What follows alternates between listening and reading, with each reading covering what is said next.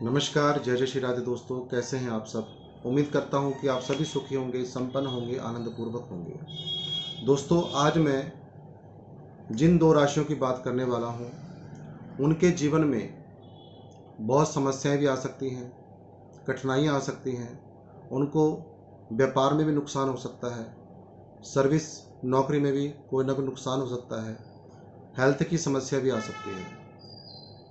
उन सभी बातों की चर्चा करूंगा कि दो राशियां कौन सी हैं और उनको आने वाले समय में क्या क्या समस्याएं आ सकती हैं, ताकि व्यक्ति पहले से अलर्ट हो सके और अपने कोई उपाय इत्यादि कर सके, जिससे बचाव हो सकेगा व्यक्ति का। दो राशियां जिनके ऊपर शनि की 7.5 का एक भयंकर रूप उनको देखने को मिल सकता है, लेकिन उसके साथ साथ मैं बचाव भी बताऊंगा कि बचाव क्या होगा।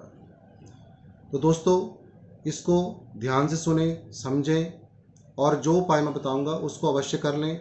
इसमें बिल्कुल भी नज़रअंदाज ना करें इस चीज़ को। तो नमस्कार, मैं हूं एस्ट्रोलॉजर आशीष शर्मा और मेरे इस ज्योतिष चैनल एस्ट्रो 22 में आप सभी का हार्दिक अभिनंदन है, स्वागत है। दोस्तों, मैं बात करूंगा शनि की 7.5 और शनि के राशि परिवर्तन की। सबसे पहले आप सभी जानते हैं कि 29 मार्च 2025 के दिन शनिदेव अपनी वर्तमान प्रिय राशि कुंभ राशि से निकल करके यह मीन राशि में प्रवेश कर जाएंगे। और जैसे ये मीन राशि में प्रवेश करेंगे, कुंभ राशि में अंतिम चरण शुरू हो जाएगा शनि की 7.5 का, यानी जिसको हम कहते हैं उतरती हुई 7.5। जो मीन राशि वाले हैं, इनके सर पर शुरू हो जाएगी 7.5 का प्रभाव, और जो मेष राशि वाले हैं, इनके हृदय पर वह काम करेगी 7.5। अब वह दो राशियां कौन सी हैं जिनको बचाव करना चाहिए? तो सबसे पहली राशि होगी मेष राशि। मेष राशि मैंने क्यों कहा है? क्योंकि शनिदेव 11वें भाव से निकल करके, 11वां भाव होता है इच्छा पूर्ति का, जब इस भाव से शनिदेव निकल करके 12वें भाव में पहुंचते हैं तो व्यक्ति के ऊपर जो है 7.5 का प्रभाव होना शुरू हो जाता है। अब मेष राशि वालों के सिर से 7.5 शुरू हो रही है, क्योंकि 12वां भाव यानी पहले चरण में 7.5 का प्रभाव क्या होगा उसकी मैं चर्चा करने वाला हूं। जैसे ही शनिदेव 12वें भाव में जाएंगे 29 मार्च को मेष राशि वालों के कुंडली के अकॉर्डिंग, तो इसमें होगा क्या? 12वां भाव जो होता है ये व्यर्थ के खर्चों का होता है, व्यर्थ की दौड़ा भागी का होता है। व्यक्ति के खर्चे ऐसी ऐसी जगह पे हो जाते हैं जहां उसने सोचा भी नहीं होता। हेल्थ इश्यूज का होता है, परिवार में किसी को कोई हेल्थ इश्यूज हो सकते हैं, तो इन चीज़ों से आपको बचाव करना होगा। अंत में मैं आपको ये बताऊंगा कि 7.5 से बचने का तरीका क्या है और कैसे 7.5 से बचाव हो सकता है। तो मेष राशि वालों के 12वें भाव में आने से ये आपके खर्चे बढ़ा देंगे। बेवजह खर्चे आपके होंगे, जगह जगह खर्चे हो सकते हैं। कभी कोई गाड़ी खराब हो जानी, कभी कोई काम रुक जाना, कभी कोई प्रॉब्लम तो कभी कोई प्रॉब्लम, यानी समस्याओं का एक घर बन जाता है 12वां भाव, और खर्चों का जो है लहर बढ़ जाती है। बेवजह खर्चे होने 12वें भाव से देखे जाते हैं। अब यहाँ से बैठ करके शनिदेव सबसे पहली यानी तीसरी दृष्टि देंगे दूसरे भाव में। तो जो भी आप अभी तक आपने संचित धन कमाया है, पैसा कमाया है, जो आपके पास बैंक में पड़ा है, जिसको हम कहते हैं संचित धन, तो वह धन भी आपका कहीं ना कहीं वेस्ट होगा, क्योंकि जहां पर शनिदेव बैठे हैं वह व्यय स्थान है। व्यय स्थान से बैठ करके जब शनिदेव दूसरे भाव को अपनी तीसरी दृष्टि से देखेंगे तो दूसरे भाव का नुकसान करेंगे। दूसरा भाव होता है संचित धन का, तो यहाँ पर आपका जो संचित धन है उसका नुकसान होगा, वह कहीं ना कहीं बेफालतू में आपका खर्च होगा, लगेगा। दूसरे नंबर में जो चीज़ होगी, आपकी वाणी में कटुता लाएंगे। आप अपने वाणी के जरिए आप अपना कार्य को खराब करेंगे। वाणी के जरिए ही परिवार में भी कोई कलह कलेश की संभावना बनेगी, क्योंकि दूसरा भाव परिवार का भी होता है। इसलिए अपनी वाणी पे आपको नियंत्रण रखना पड़ेगा, और जैसे ही आप उपाय करेंगे तो आपकी वाणी पे भी नियंत्रण रहेगा, आपकी सेविंग भी बच जाएगी, और आपके जो वेस्ट जो खर्चा होगा, अननेसेसरी खर्चा, वह आपका बच जाएगा। अब इसके बाद इनकी अगली दृष्टि जो है सप्तम दृष्टि, वह होगी छठे भाव में। छठा भाव होता है रोग, ऋण और शत्रु का। अब आप सीधा समझ सकते हैं, जब 12वें भाव व्यय स्थान में शनिदेव 7.5 इनकी चल जाएगी और ये 12वें भाव से छठे भाव को देखेंगे अपनी 7वीं दृष्टि से, तो रोग आपके जीवन में दखल अंदाजी करेगा, आपके जीवन में आ सकता है। ऋण, कर्जा लेने से आपको बचना पड़ेगा जब तक ये 12वें भाव में रहेंगे। आपको कोई किसी प्रकार का भी लोन इत्यादि नहीं उठाना है, कोई कर्जा किसी से नहीं लेना है, अन्यथा आप बहुत बुरी तरीके से फंस जाएंगे। तो रोग दस्तक देगा, ऋण यानी कर्जा आपके जीवन में आएगा यदि आप लोन लेते हैं, कर्जा लेते हैं। शत्रु आपके यहाँ पर बढ़ जाएंगे, शत्रु आपको नुकसान करने की कोशिश करेंगे, इसलिए इस 7.5 को खतरनाक कहा गया है। अब मैं बात करूंगा इनकी अंतिम दृष्टि की। अंतिम दृष्टि पड़ेगी 9वें भाव में यानी भाग्य। एक चीज का ध्यान हमेशा रखें कि जब कोई ग्रह किसी नेगेटिव भाव में बैठा हो यानी 6, 8, 12 में बैठा हो, तो 12वें भाव से जब वह किसी भाव को देखते हैं अपनी दृष्टि से, तो वहाँ पर नुकसान अवश्य करते हैं। यदि वहाँ पर उच्च के होकर बैठ जाते हैं तो प्रॉफिट भी करा देते हैं। अब आपको 12वें भाव से जब शनिदेव 9वें भाव को देखेंगे तो आपके भाग्य में अड़चनें आनी शुरू हो जाएंगी, आपके भाग्य के रास्ते बंद करने की इनकी प्लानिंग होगी। कुछ ये भी कह सकते हैं कि यदि आपकी जन्म कुंडली में भी शनिदेव, मीन राशि वालों की बात कर रहा हूँ, यदि आपकी जन्म पत्रिका में भी शनिदेव की पोजीशन अच्छी ना हुई, वह अस्त होंगे, बकरी होंगे, नीच के होंगे, या बहुत डिग्री अधिक होगी या बहुत डिग्री कम होगी, तो आपको यहाँ पर समस्याएं बढ़ सकती हैं। शनि का अपनी नीच राशि में होना, जन्म कुंडली में अस्त होना, बकरी होना, इन चीज़ों से यहाँ पर शनि के 7.5 का प्रभाव ज़्यादा बढ़ जाता है। तो ये चीज़ देखते हुए आपको अभी आगे उपाय एक साथ बताऊंगा मैं अगली राशि के बारे में चर्चा करने के बाद। मीन राशि में ही शनिदेव जहाँ पर दृष्टि दे रहे हैं और जहाँ पर बैठे हैं, इन चीज़ों की मैंने चर्चा आपके सामने की है। अब यह मालिक कहाँ कहाँ के हैं, यह काल पुरुष कुंडली के हिसाब से और आपकी राशि के अकॉर्डिंग, मेष राशि के अकॉर्डिंग यह 10वें और 11वें भाव के मालिक होते हैं। 10वां भाव होता है कर्म क्षेत्र और 11वां भाव होता है इच्छा पूर्ति का। यानी इस 7.5 में आपके कर्म क्षेत्र में भी बहुत बुरा प्रभाव पड़ सकता है और आपकी इच्छाएं भी दबी रह सकती हैं।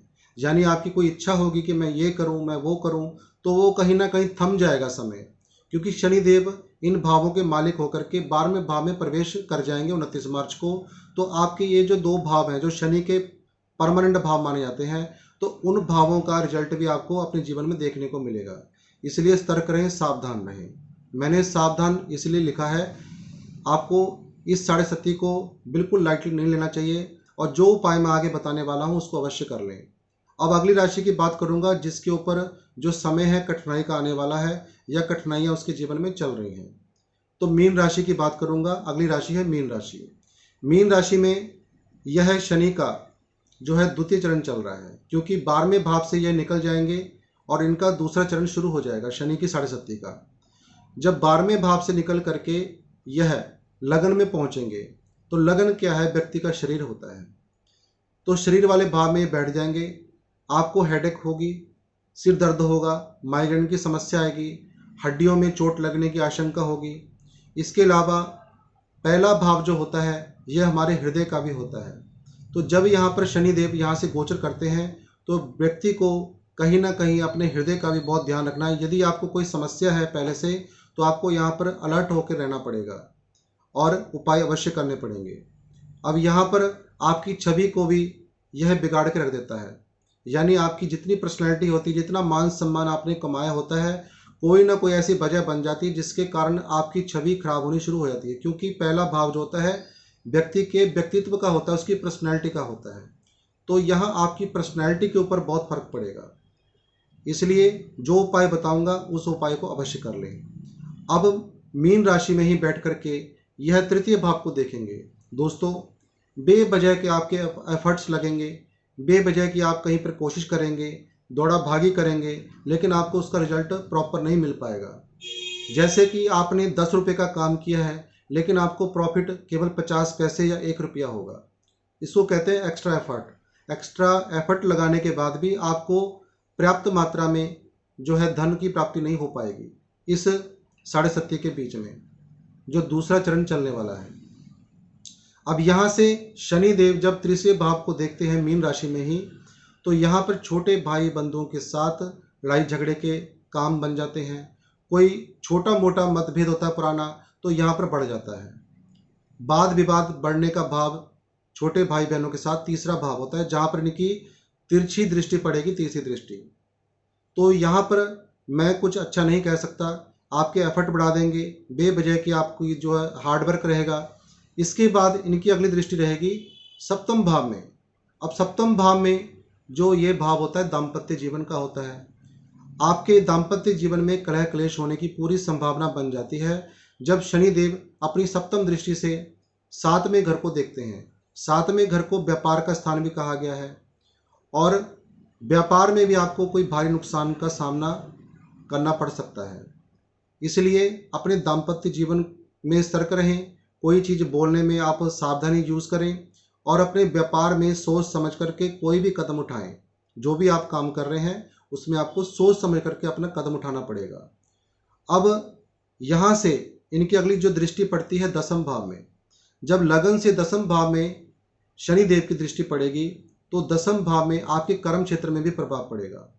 कर्म क्षेत्र, हालांकि आप अपने कर्म क्षेत्र में एक बैलेंस बना करके चलेंगे, जो पहले चीज़ थी वह चीज़ नहीं होगी, क्योंकि शनि का दसम भाव को देखना और साढ़े सत्ती में विशेषकर वैसे नहीं, जब व्यक्ति के ऊपर साढ़े सत्ती चल रही हो तो लगन से जब शनि देव दसम भाव को देखेंगे अपनी दसवीं दृष्टि से, तो आपके कर्म क्षेत्र को प्रभावित जरूर करेंगे।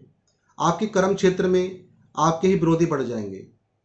कैसे बढ़ेंगे? कर्म क्षेत्र में कई कर्मचारी होते हैं, या जहाँ भी आप काम कर रहे हैं आपके नीचे कोई सर्वेंट है, कोई नौकरी इत्यादि कर रहे हैं, तो वही आपके दुश्मन के समान बन जाते हैं यहाँ पे। तो कर्म क्षेत्र में सावधान रहें। अब यहाँ पर मीन राशि में ही शनिदेव 11वें और 12वें भाव के मालिक होते हैं। 11वां भाव इच्छा पूर्ति का होता है, तो आपकी इच्छा पूर्ति में दिक्कत आएगी, समस्या आएगी, और जो लाभ होना आपको वह लाभ प्रॉफिट में कमी आ जाएगी। 12वां भाव होता है व्यर्थ के खर्चों का, तो खर्चे आपके बिना मतलब के यहाँ पे बढ़ जाएंगे, क्योंकि ये 12वें भाव के मालिक भी हैं और साढ़े सत्ती चल रही है, और दूसरा चरण जो शुरू हो जाएगा तो आपको व्यर्थ के खर्चे आपके बढ़ जाएंगे। अब दोस्तों ये तो हुई इनके दृष्टियों की बातें, जहाँ शनिदेव बैठे हैं वहाँ की बात, और जिस भाव के मालिक हैं वहाँ की बातें मैंने सब आपसे खुल करके चर्चा की है। अब मैं बात करूँगा शनि की इस साढ़े सत्ती की दृष्टि से कैसे बचें, कैसे हम अपने जीवन को सही कर सकें, कैसे हम अपने जीवन से तनाव को दूर कर सकें। सबसे पहला काम आपको ये करना है, जिनके ऊपर भी साढ़े सत्ती मैंने बताई है, मेष राशि और मीन राशि, इनको काले रंग से बिल्कुल परहेज करना है। काले रंग का पर्स यूज़ करते हैं तो पर्स बिल्कुल त्याग दें, साढ़े सत्ती जब तक है।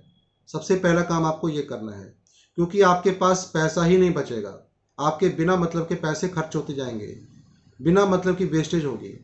यदि आपके पास ब्लैक कलर का, चाहे आप फीमेल हैं चाहे आप मेल हैं, आपको पर्स हटा देना चाहिए, किसी और कलर का आपको, जैसे मीन राशि वाले हैं तो मीन राशि वालों को येलो कलर का पर्स अपने पास रखना चाहिए, और मेष राशि वालों को रेड कलर का पर्स अपने पास रखना चाहिए।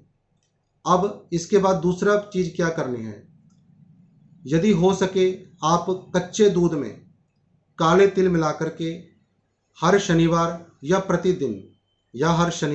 या प्रतिदिन, भगवान शंकर जी का अभिषेक करें, और ओम सांब सदाशिवाय नमः इस मंत्र का जाप करते हुए कच्चे दूध में काले तिल डाल करके शंकर जी को अर्पित करें, जिससे कि भयंकर से भयंकर साढ़े सत्ती भी आपको नुकसान नहीं कर सकती।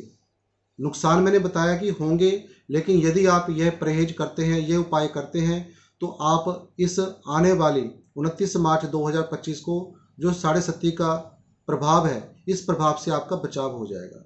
तो दोस्तों, यदि आज की जानकारी आपको अच्छी लगी हो तो लाइक अवश्य करें, शेयर करें अपने मित्रों के साथ, और नए दर्शक चैनल को सब्सक्राइब करना बिल्कुल भी ना भूलें। और यदि आप अपनी कुंडली का विश्लेषण करवाना चाहते हैं तो नीचे दिए गए नंबर पर आप मैसेज करके परामर्श ले सकते हैं, अपॉइंटमेंट बुक करा सकते हैं, शुल्क की जानकारी ले सकते हैं। इसी के साथ आज की इस जानकारी को मैं विराम दूंगा। नमो नारायण, जय जय श्री राधे।